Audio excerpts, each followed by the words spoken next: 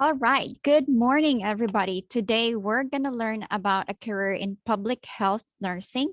And we have Michelle Henselin to tell us about her career. But before that, let's do a check-in. As you know, you need to check in so your teachers know that you're here.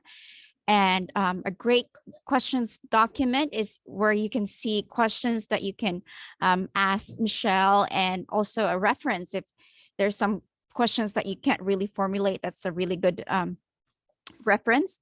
And again, the evaluation form, this is where we give you credit and attendance and a requirement for you to graduate. Be fully present, pay attention so you can ask question. You can turn on your camera, but please stay on mute if you're not asking question. You can ask the question through chat, or you can raise your hand.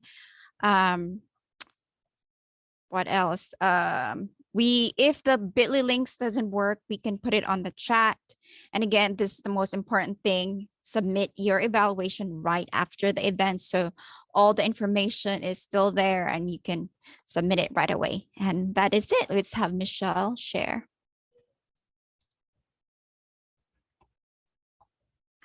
Okay, good morning, everyone. Thank you so much, Goldilocks, for the introduction. And I'm going to go ahead and share my screen now.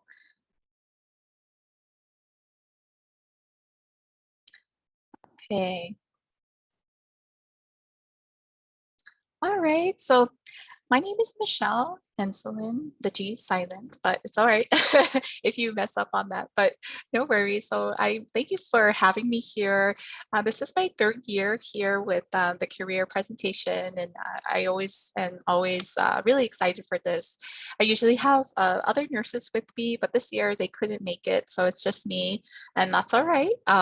I'm happy to, just do the best I can to present and make it equally as valuable for as we have presented every single other year. So I would just go ahead and just want to just tell you a little bit about me, starting about where I came from, just a little background. I think that's helpful to kind of set the foundation for the rest of my career presentation. So I am currently a maternal, actually my official job title is called a maternal child public health nurse.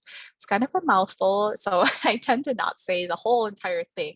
I just say I'm a public health nurse and I work with babies and pregnant women in the community. And then that usually makes a lot more sense. So I don't start out with that because usually they're like, what is that? So that's actually officially my role, but I actually, how to get into this role, I went to college first. So I graduated high school, and then I went to college. That was hard because I really did not know what I was doing. And there were several things that I had to kind of deal with internally, like, okay, I just barely turned 18. What do I do? So I feel I can resonate where you all are in your life, and you will get through it, I promise, because I too was there, and it felt like yesterday, although that was like 13 years ago. That reveals my age. So that took a lot to kind of figure out, like, okay, I'm going to go to school, and then people just kind of told me start with your generals, and then from there you can kind of figure out what you're good at or what you like, and probably talk to a career advisor. So those were like the three main advice that were handed out to me and given to me from other peers that I had that were also going to college. And I said, okay. So it didn't help because I'm also a first generation American. So I'm actually Hmong, and Hmong, if you don't know where that's from, it's from a little country nestled between Thailand and Vietnam. So my parents came here to the United States as refugees in the mid 80s, and then I was born here. And so I have an older brother and an older sister, but they too did not decide to choose the path to go to college. So I had to kind of figure this out solo. I had a few cousins who had gone to college, but they were in community college and they were close to home. And so I really didn't know, and I wanted to move out of state and go to school and have the whole college experience because I was like, why not? So I didn't really know what I was doing, and I just kind of like pretty much did some research online and just chose a school. And that school, it's called Union College, and it was in Lincoln, Nebraska. And then from there on, I just kind of hopped on an Amtrak train. Yes, I took a train to school. And then I pretty much went over to just I started school and I didn't know what I was doing. I took my generals, and then I just decided. I met with a career advice counselor, and then they were able to help me figure out if this little Venn diagram, I think that's what it's called, over here on the right bottom hand side. And that's kind of the general things that discussions that we had over a course of a couple weeks to help me decide what I wanted. So I knew I was good at probably helping people. I think I did some volunteering in high school. I used to make sack like sandwiches or sack lunches for middle schoolers and elementary school students in the summer and during the school year when they did not have like I guess they had the household had faced some food insecurity, which means they didn't have access to food. So we would make these lunches that they could bring home on the bus and go home and they could eat that for dinner. So I did a lot of that and that made me feel really good to help the people and help the community. So I was like, okay, I can do this. I think I can help people. That makes me feel good. But what am I going to do with that? So I kind of felt like this photo over here to the right where the clouds are, said over there, far away, no idea, don't know. Kind of felt that way the entire time, even though I was trying to make some decisions. But all these photos just kind of help you picture, what you kind of go through when you're trying to decide what to do with your life. And right here in the middle where this person is journaling, I think that was my number one way of really helping reflect on what I wanted and documenting about, okay, if I could see a visual picture of what I'm good at and what I can be paid for and my passion, then if I could write it and visualize it, I can do it. So that's where I decided to just go ahead and finish my generals and then decide to apply for the nursing program at the school that I was at. And so that's kind of how it got me started. And that was not easy because I had to pass some series of tests and they were pretty challenging. Math and science are not my strengths. I'm more of an English reading, writing kind of person. So I already felt pretty like, okay, I don't think I can do this. But I was able to go and complete those classes, my prerequisites, and then finish them, apply to the nursing program. And luckily I was approved because you did have to go through an interview process. And from there on, I was able to finish my nursing program and then graduate. So here is kind of me at my graduation day. This is one photo that when I was doing some clinical rotations, that's me right there in the middle right there. And that was like my second year as a student nurse. And I look a lot more brighter, a lot less tired. And then at the end, you can see a big difference. I had to use a lot of concealer. I was tired, and which is very typical of a nursing student or any student who chooses the health profession. You probably have an idea that it is a bit rigorous in the schooling process, but it's not impossible because if I could do it, you definitely can. Even though I was not strong in science and in math, I was still able to do it. So I believe in you. So yeah, that's me happy. And we had this white coat ceremony and pretty much you just, I didn't get to find a picture, but you get to light a little candle and read this little nursing commitment type of I don't know.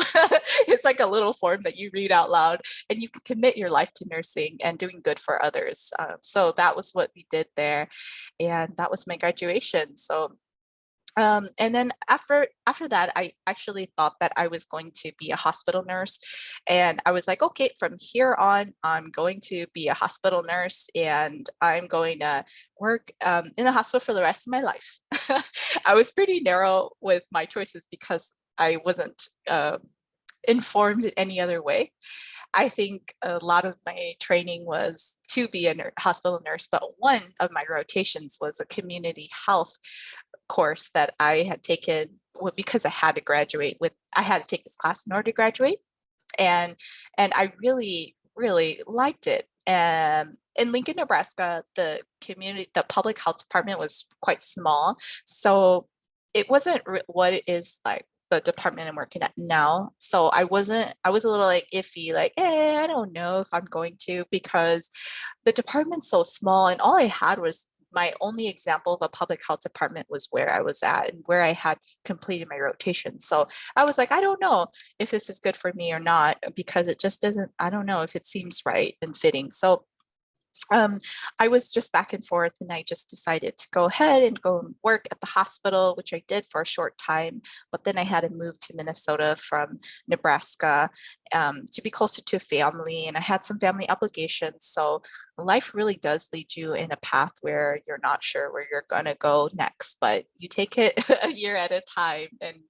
And from there on, I was actually applying around for jobs. I worked at a day center for the geriatric population. So if you don't know what geriatric means, that means it's like the elderly adult population. And that was the only job I could get. And I'm like, I'm okay with that. So you do have to pivot a little bit. I was used to working with pregnant moms, or actually moms who just gave birth in the hospital. So I was in a postpartum unit. And then now I just had to pivot and work with elderly people in kind of like a day center where they go and they can play and socialize with their friends. So it's a really fun thing. I did really love that and enjoy it. So it's quite surprising. You don't know what you really like, and you just kind of figure it out along the way. And from there on, I was like, I think I need a change. After about 6 months or so, I was like, I think I would need a change. And so this job posting kind of popped up out of nowhere, and it was for a public health nurse. And this is actually a newspaper clipping. I kind of just took a picture, or I pulled in the picture and the little caption. And this is the job that I applied for, which was a nurse home visitor. And I didn't know what it was, but I just had the language skills in order to work for this job, because a lot of the community spoke a different language, and one of the languages was a language that I do speak, and I was my first language. English is my second, and so I applied, and luckily I got the job out of like 40 something like interviewees, and so I was like, okay, this is meant to be. I can do this, and so. Um, First day go, and I had no idea what I was doing. I was able to shadow a bunch of different nurses, and then realize that this is a very unique role that I am not trained to do. I don't know how to go to a home and kind of assess all their needs. I feel like I was trained to be a nurse that I can go in and solve the problems and then discharge them to go home.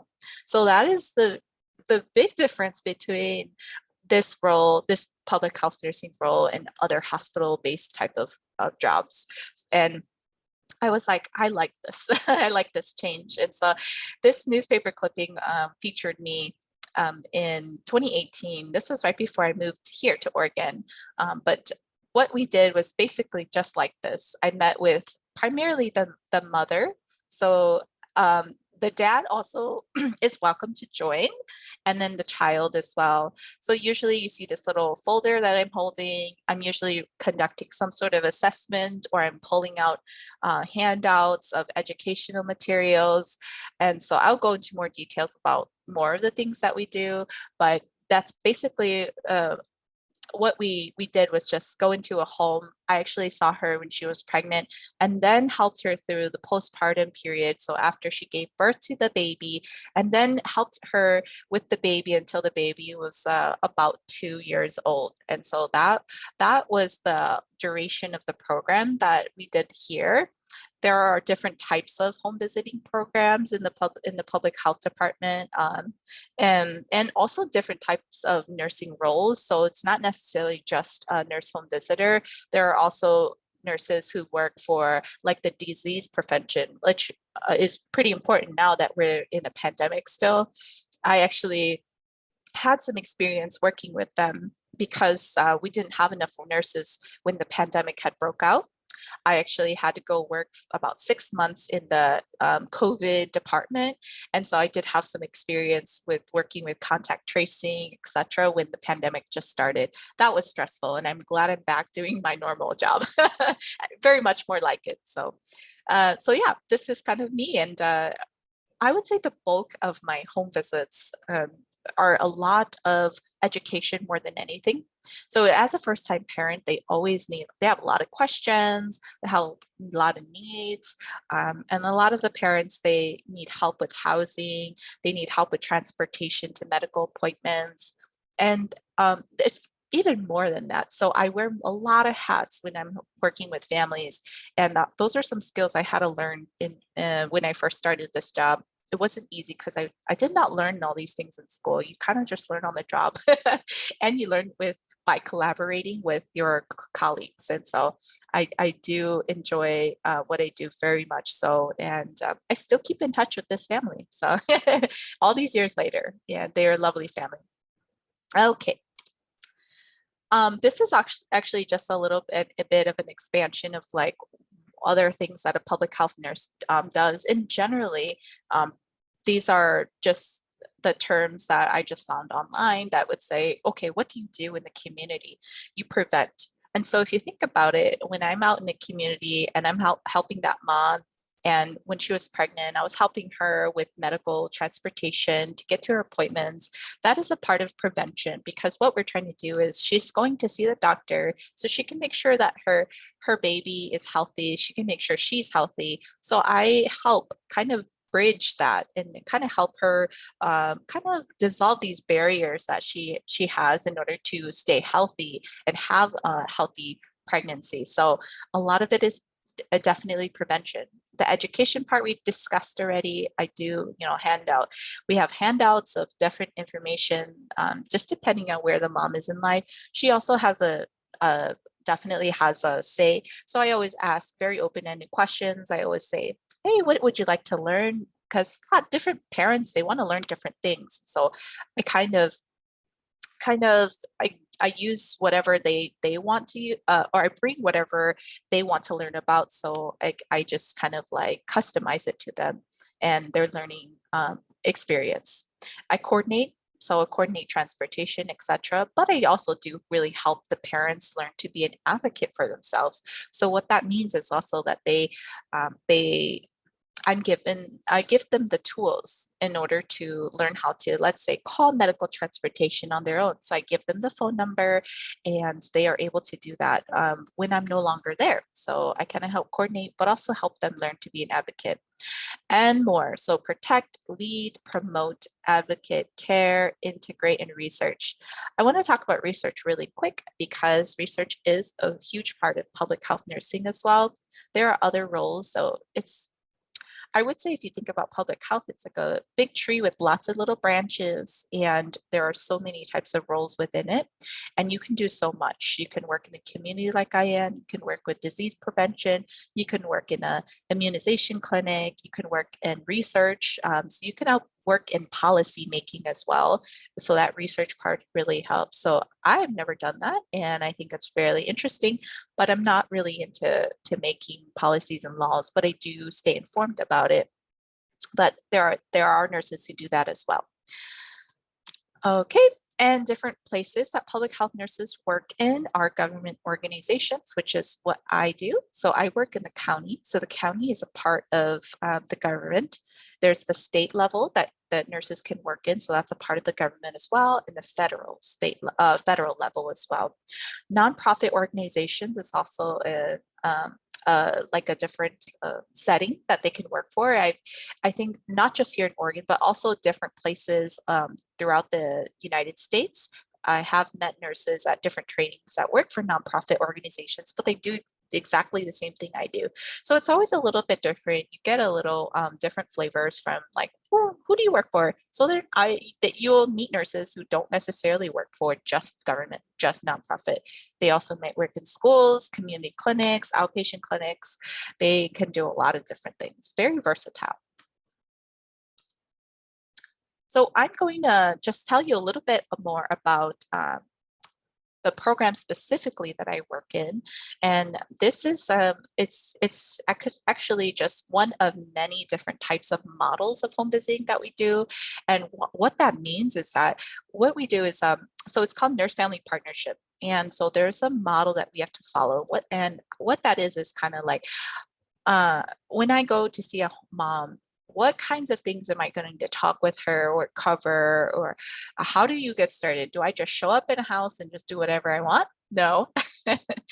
I actually have to follow this certain model, and it's called evidence-based model. And this what that means is that they've done research to figure out, does this kind of, program and model work for families? And they measured what the outcomes were like. Say, hey, does this type of home visiting help moms get better? We want to measure that, and it did. And the reason why is because one of the main reasons why this nurse family partnership is evidence-based is because we actually have to open a mom when they are still pregnant. And why?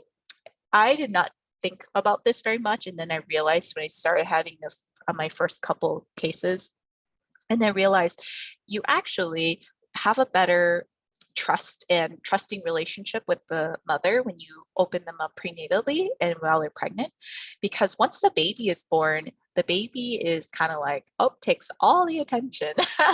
It's not their fault, but they cry, they need feedings, changing. So you get quite distracted when the baby is there. But if you can establish a trusting relationship with the mom when she's still pregnant, you can really get to know her very well, and she really trusts you. She still welcomes you back to her home. So it's a lot easier. And so that's why there are certain rules in this program that, hey, you have to open them up when they're pregnant, and specifically 28 weeks before they're 28 weeks pregnant. And then they have to be a first-time mom. And then that's another requirement as well, because some of the things we share are not necessarily for repeat mothers. It's more for first time. And so I'm going to share this now so you can watch and see a little bit about what we do, okay?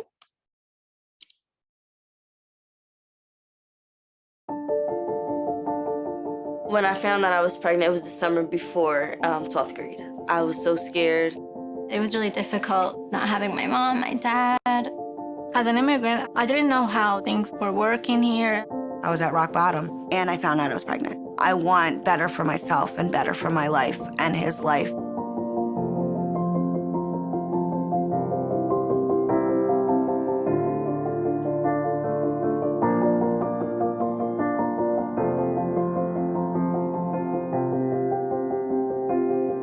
Prenatal and infant and toddler development may be the most opportune time to make lifelong effects on human development and health. Nurse Family Partnerships intervention offers a multi-generational effect. Strong moms raise strong children become strong parents.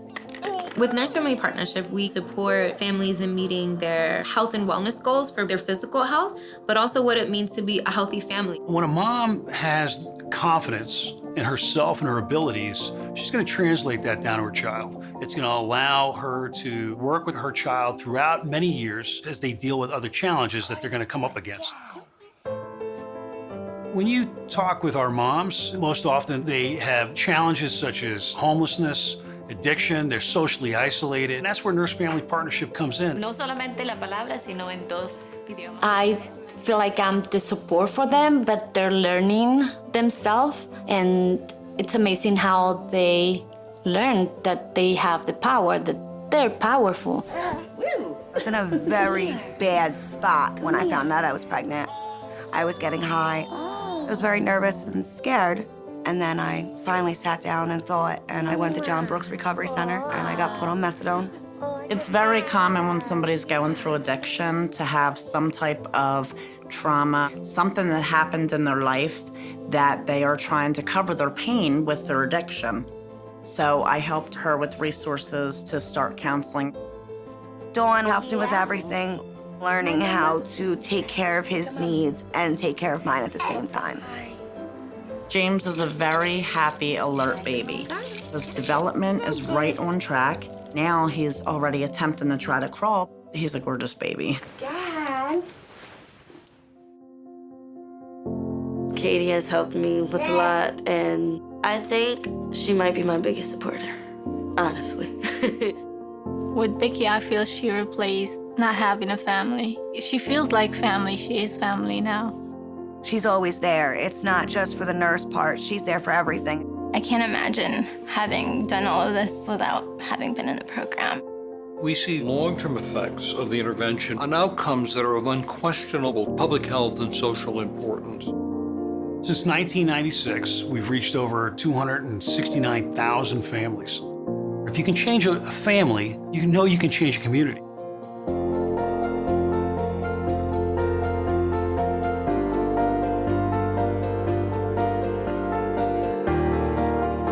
We're at this point right now where we have the opportunity to really scale up based on 40 years of success. We're going to reach the scale that's going to make a real impact in this country.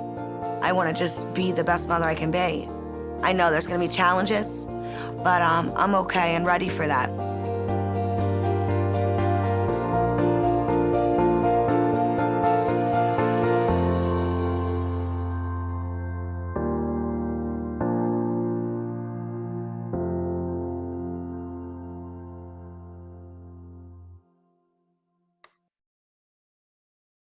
Okay, so I have one more video actually.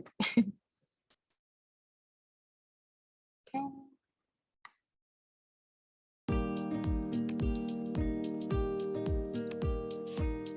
When I first found out that I was pregnant, I had a whole lot of thoughts in my head. I was like, I have no support. I didn't know what it was to be a mom. I was really scared actually, and I was crying. I wasn't sure what I was gonna do.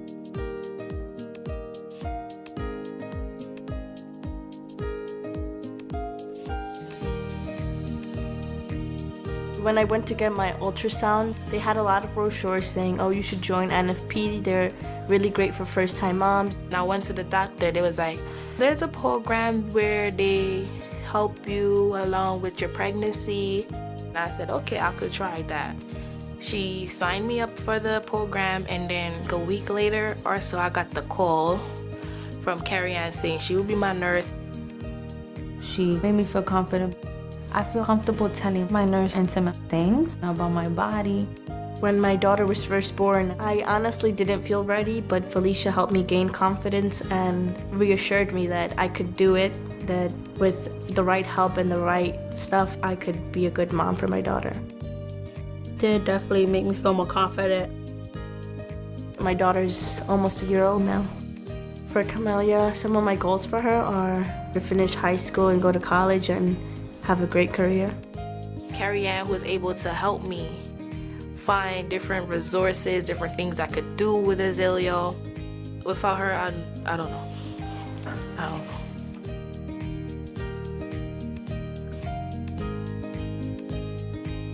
If I wouldn't have had NFP in my life, it would have been really different.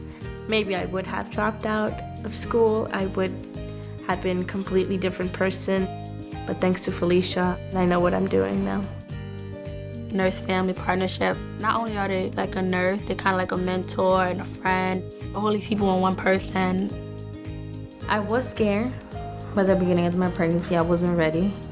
But I think I got it. I think like, okay, I know what's right. And if I need help, then I will go to my nurse, because that's what my nurse is here to help me. So far, I think I'm doing really good at being a mom. I'm there for my child. I do what I have to for her. I want Ivy to grow up knowing that she's loved and she's surrounded by people who love her and only have the best interests for her. The single most valued thing I would grasp from her is how I turned out to be a mom. I've turned out to be a really great mom with her help.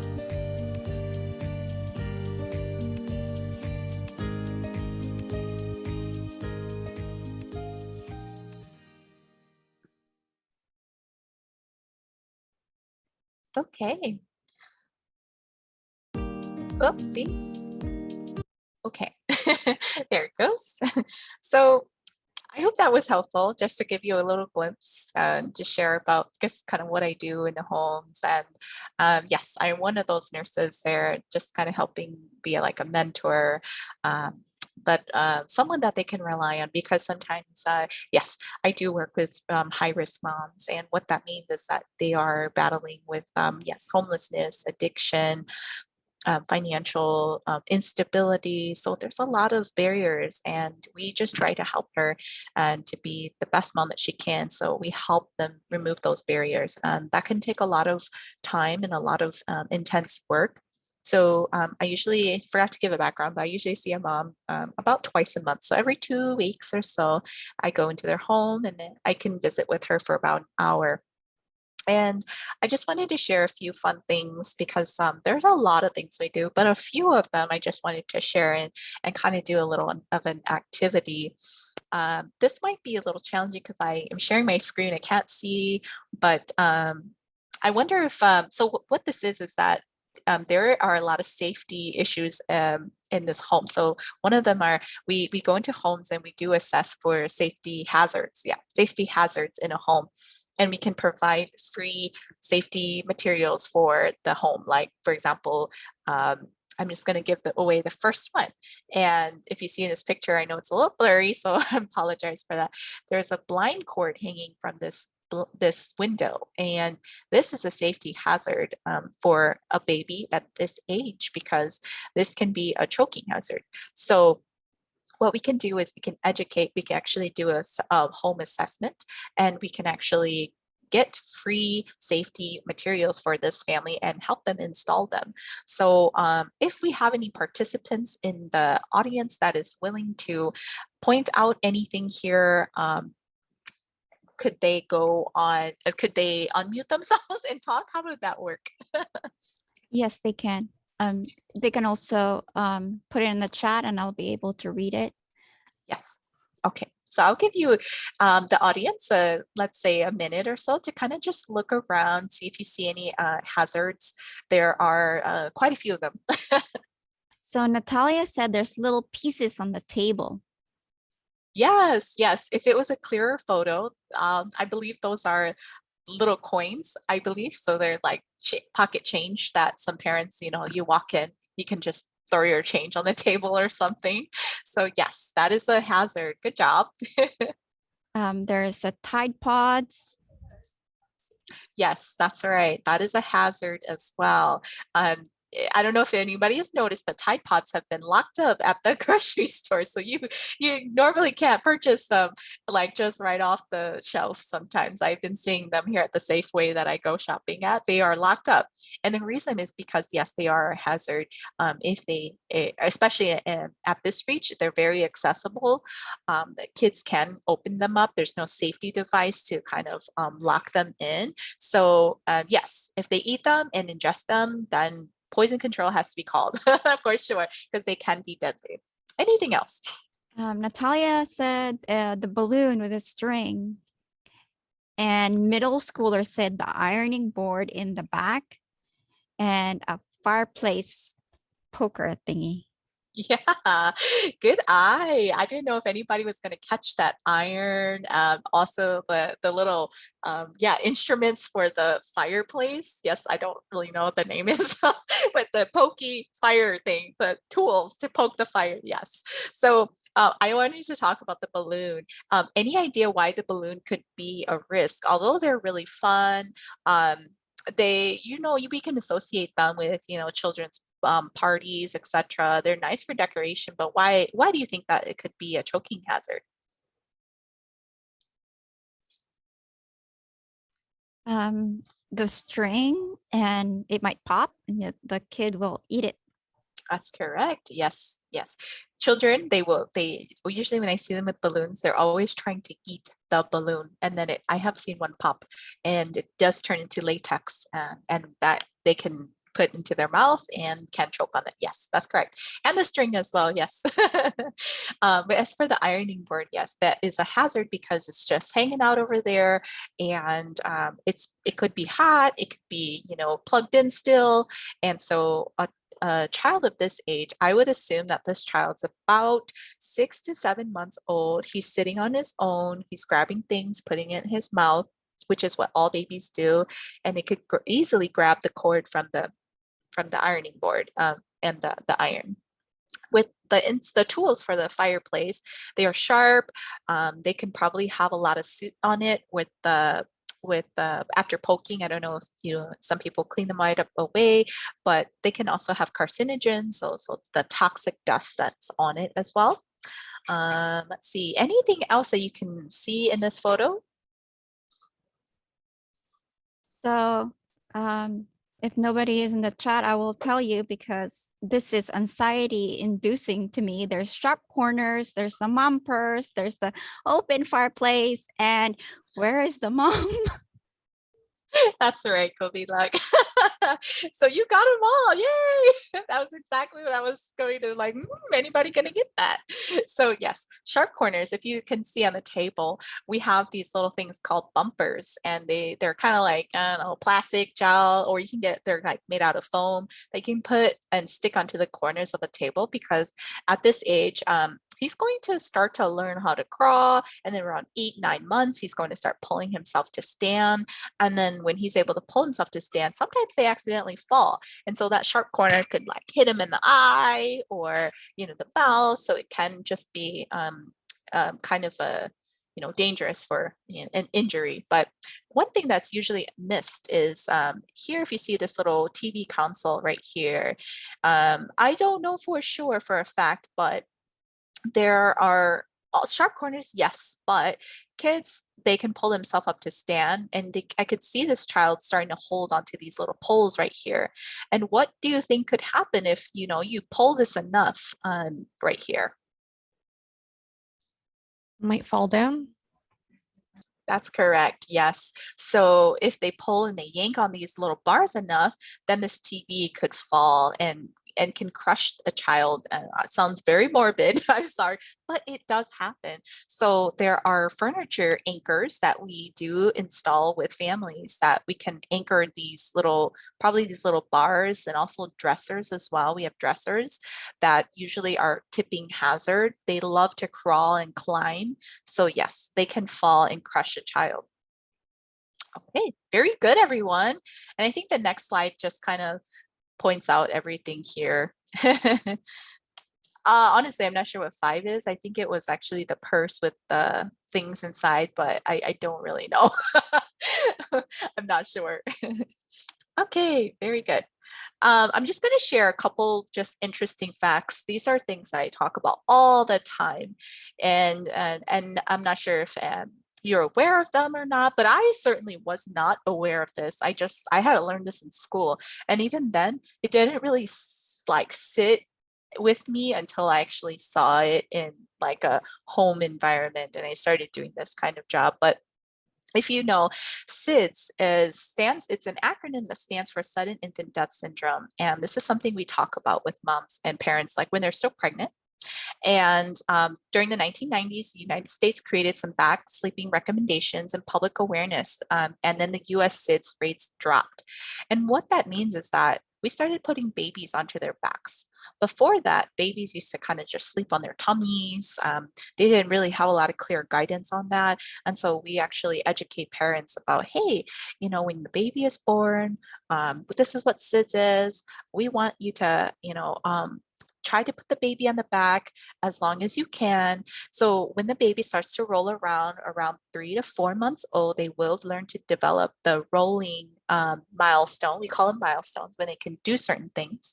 That's okay. You can put them on their back, but if you find them and they roll around and they end up on their side or their back or on their tummy, that's not a big deal. Just you don't have to stay up and watch them all night. That's not realistic. Because if a baby can start to roll around, they are safe and it's no longer a sleeping hazard to them. Because when babies they're newborn, they really have weak muscles in their neck and their chest.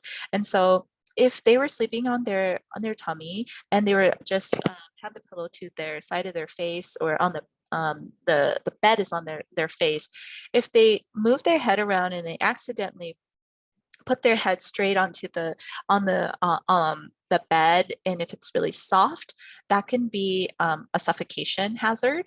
There's blankets and toys in the bed as well, then that can also contribute to the suffocation hazards as well. And also that if you see here in this picture right here, there's nothing in the crib. So we educate about that. It's super cute to put cute little things in a bed all the time, like little giraffes, etc. And even crib bumpers, if you don't know what those are, they're like little cushions that people love to put around, just makes the bed cuter. And they parents think, you know, maybe these kids won't get their head stuck in the little railing, or it's too hard. But actually, cribs are currently, but not really old cribs. Old cribs used to have a certain diameter between them where they were too far apart where kids could get their head stuck, but now they make them and ensure that they are close enough that kids cannot push their heads through. And they used to have these sliding ones. So we're learning, but back then it used to be pretty bad where we didn't have these recommendations, but now that we are, a lot of babies they are surviving and they're no longer passing away. There's also different things that contribute to SIDS as well. Smoking, and so if anybody in the household is smoking, that can also contribute to like a child being able to having a higher risk of passing away with unknown causes. And we sometimes don't even know exactly why. Some babies pass away even if you follow all these instructions, but someone is smoking in the home. So that's why we educate about everything, and we try to lower as many risks as possible. So flat, firm crib, and those are also things that we do help families with. So if moms who can't afford like cribs and bassinets, we have these little boxes that were donated to us that has a little bottom part. They're not ideal, but they are like our last resort if we just have a mom who's co-sleeping. We call it co-sleeping, where they put the baby in the bed with them. And that is not a safe thing to do, because babies,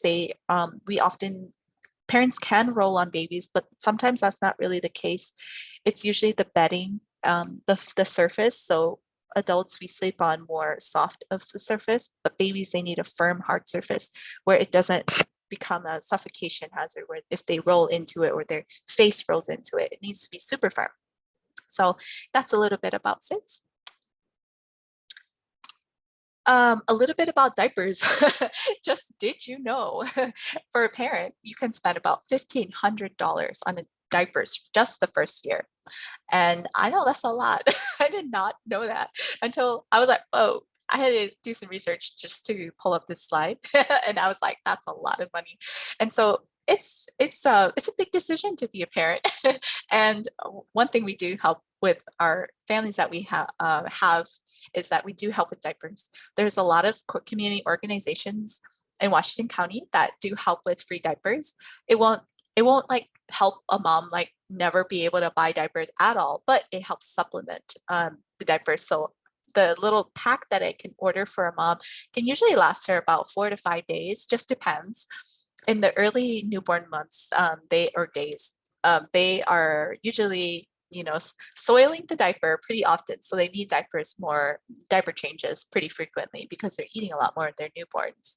So these are different sizes if you didn't know, weights, if you didn't know what they were for, and the average diapers that you need. So I did not know any of this because I was clueless. I had to learn that, wow, there are sizes for diapers. Did not know that. I thought you just bought some diapers and you put it on.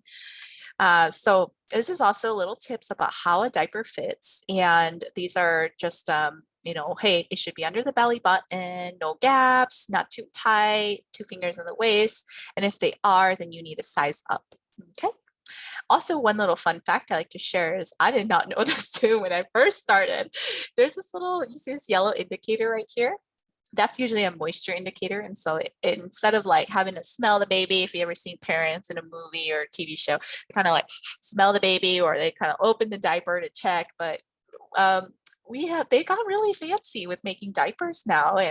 And there's this little moisture indicator. So if there's any type of, you know, hey, they they peed or they had a poop in the diaper, then this moisture content would turn blue. So that will help you figure out, hey, do I need to change the diaper? Okay. Okay, so just really quick, just a trivia question here. So we'll do the same thing. which of these do you think are choking hazards for a 14-month-old toddler? So you can read out the chat for me. Anybody? Suggestions?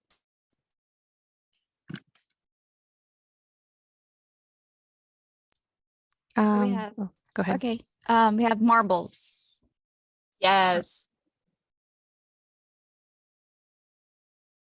Anything else? Popcorn. Yes. The candies. And one more. And the vegetables that are not chopped. Could be one more still. Hot dogs. Yeah, good. Okay, I'll explain. So very good. All identified them. So popcorn, why that's a big no-no at a 14-month-old. So they tend to eat popcorn when they're a little older. I would say I would feel a little comfortable with them eating after 2, sometimes I would say 3, because there's little kernels in there. And those things, I don't know if you ever had this happen to you, but it has happened to me several times where I was eating popcorn. And sometimes those little kernels, the little shells, they kind of get stuck in your throat. And you might accidentally, because those little popcorns can retain the little kernels inside. So that can be something that could be a choking hazard. So we wait till they're older. Hot dogs, when they're cut at this size for a 14-month-old, they're just a little bit too small. So hot dogs, if you can give them to a child, but we prefer them to be bigger, where perhaps you can give half of a hot dog and they could just gnaw on it and chew on it in small pieces. So that could be a choking hazard. So these small candies, that's kind of a given. That's a choking hazard because it is too small, like those little M&Ms over on the bottom left-hand side. Marbles are really a given one because they are so tiny. And that is the size of pretty much their airway right here. So if they were to swallow that, you would think for an adult, we could probably swallow that and we'd be okay, but they could swallow that, but choke on it and they could get stuck because their airways are a lot smaller than ours. And so for this food part right here, this actually is it's a trick question. It's actually appropriate. These little finger foods are appropriate for a 14-month-old because they are something that they can hold on to. So it's big enough that they can hold on to and they can gnaw on. So it's definitely that carrot right there. I could say yes, could be a choking if it was raw, but if you can soften it, like you can steam it and it's actually soft enough for them to gnaw on, it is okay. So that one's a trick question. Alrighty, and then more choking hazards here. You can see these are some things that we talk about parents with, stuff I never knew. And so that's why we teach parents just in case they didn't know either. You can see how the natural progression of things, of foods that they can eat and how, you know, the grapes, you have to cut them into quarters and then halves as they get older. And then you can eat the whole grape when they're 4. So it's a little progression. So I would say that's pretty much it. Just giving you a little glimpse of what I do for my job. And I want to thank you everybody for their time. I do want to leave some time for some Q&A. If anybody has questions, I'd be more than happy to answer them. So we do have questions in the chat. Are most nursing programs competitive? Yes, I had to say that in just current times right now, it is competitive. When I was applying for the nursing program, it was competitive and now it's still competitive. I don't think there's going to be a change because there's a really good outlook for nurses if you wanted to choose that, but it's not impossible. The only way, like a tip I can share is how I was able to get, there's sometimes a lot of nursing programs have wait lists. So if you were to enroll into a certain school and you were a student there and you wanted to apply for the program, I was bumped up to the top of the wait list because I was enrolled in the school already. There were students, we called them, that they lived off campus and they had completed school somewhere else, but they just wanted to enroll in school just for the program. They did not get the priority to start. So sometimes some schools may do that. So if you know for sure that you want to do nursing, you know for sure you want to do it here, sometimes it is helpful to just go and complete your prerequisites there and then apply for the nursing program. But it does come at a cost as well, because sometimes it is cheaper to go and take your prereqs and your generals at a community college and then transfer. But then there's a little sacrifice there. You kind of get bumped to the bottom, or you got to pay more to get to the top. So unfortunately, that is kind of the case, but that's not for every school though. The second question is, in the nursing program, did you mostly have a hands-on experience or did you also study from a textbook? Yeah, so it was a lot of both, I would say. So if you saw that photo of the clinicals that was shared, and when I still looked not so very tired, and that was so what we did was, so we had classes during the day. I would have 2 or 3 different classes in the nursing program, and then in between them, I would either work or I would study, and then I would have my clinicals at like 4 o'clock. Until like 10 p.m. And so you had a little bit of both. So you would learn the concepts in the classroom, and then you would go and apply those concepts in your clinical rotation. For example, when I was in it was the cardiac class, so we had to learn about like how the heart works, and we had to learn about how to take care of patients who had like heart failure. So I would learn the concepts during the day, and then I'd go to a cardiac unit at night, and then I would do that once or twice a week, just to get a certain amount of hours in, and I would apply what I learned there. Good question. Does a nursing degree easily transfer between states? Oh yeah, that's a great question too. So yes, it does, within the United States. So we'll talk just the United States. So yes, so you actually, what it's called is there's compact states and non-compact states. And what that means is that if you are in a compact state that you get your nursing license in, like Oregon, I do think they are a compact state. That is so funny that I do not know. No, actually, they are not. And so what that means is there's a contract with certain states, and I think Nebraska, Texas, Minnesota, those are only 3 I can think of. They have this contract that says, hey, if you have a nursing license in Texas and you decide to move to Minnesota, you don't have to apply for the state's nursing license there. It just transfers over. Yes, you do have to register with the Minnesota like Board of Licensing for nurses, but you don't have to pay any additional fees or whatever. But when I had to move here and I had to get my Oregon license, they were not within that contract. So you just have to fill out some paperwork, pay some money, and then you could get your license. So it's not hard, but you just have to like pay a little bit more money, and you have to go through a process. What are the most important skills and abilities required in this career? Yes, that's another very good question. So in this career, I would say nursing in general, but also specifically public health nursing, I think it translates well with both.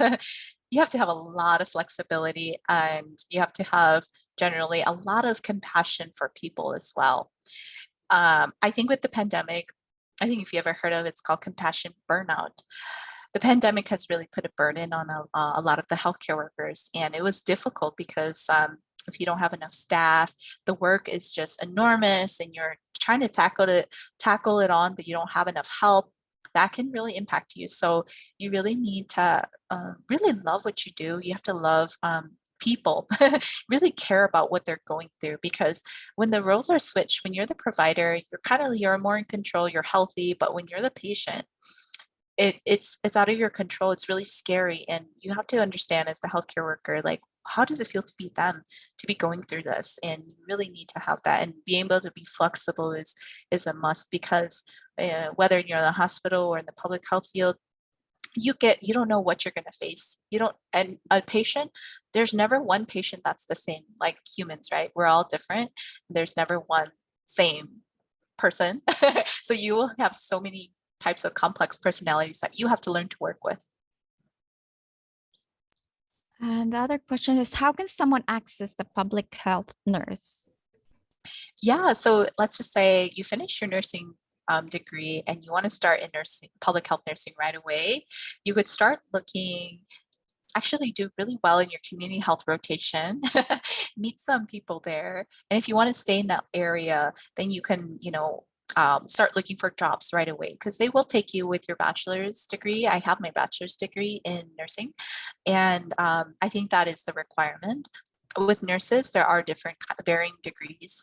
There's like an associate level degree, there's a bachelor's level degree. So associates is 2 years, bachelor's is 4 years, and primarily with public health, they want you to have your 4-year bachelor's degree. So you can apply right after you're done with school and see if there's openings. But to tell you the truth, it can be challenging because public health is not as they don't have as many roles as I would like them to, because they don't have as much funding as, like, for a hospital.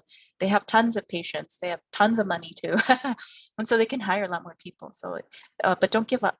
I didn't give up. I kind of just worked another job until there was an opening, and then I just applied, and then I got it. So you might have to do that. Have you ever worked in a private clinic or hospital before?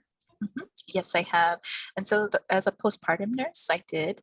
And that was just for a short time. And it was a good experience. And I think it was nice to be able to apply all the, I call it clinical skills that you learn in school. So that clinical skills are like, for example, I can put an IV in, I can hang medication IV. So you have to be able to, learn how to do all those things and take care of like 5 patients at a time and room to room. But it was very busy. Sometimes you had to work nights, holidays, weekends. So that's sometimes it is not for everybody. And some people can do it and some people don't want to. But tell you the truth, I feel a lot more happy with my public health career because I don't have to work holidays. I don't have to work weekends. I work 10-hour shifts actually Monday through Thursday. And so it's a lot easier for me rather than what I was doing prior. You never knew what your schedule was like. All right, that's all the questions that we have in the chat. And if you have any more questions, you can put it in the chat. Otherwise, thank you, Michelle, for doing this again. We'll learn a lot. Yes, you're very welcome. Thank you everybody for having me and for your time too. So good luck on your future career endeavors. You will do it. You will do it.